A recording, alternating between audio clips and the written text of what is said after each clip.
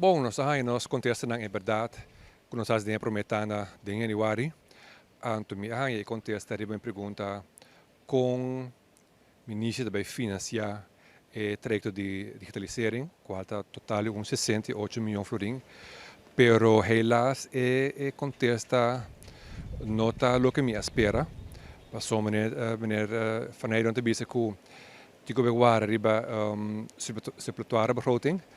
para o que deve pôr para digitalisering. Na minha opinião, é coisa que nota uma opção.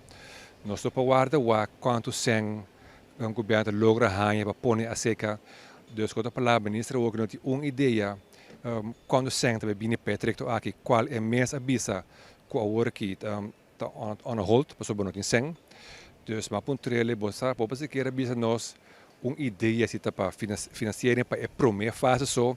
para exigir que o colega não administrar ou se para full trajecto futura fase e não para bisame saque dus nós para concluir que agora que o governo tem o ministro não tem uma ideia quando sem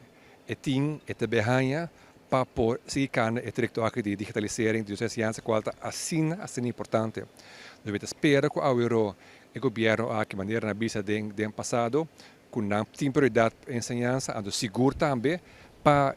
o trajecto de digitalisering. Passou uma mensagem de algo hope importante que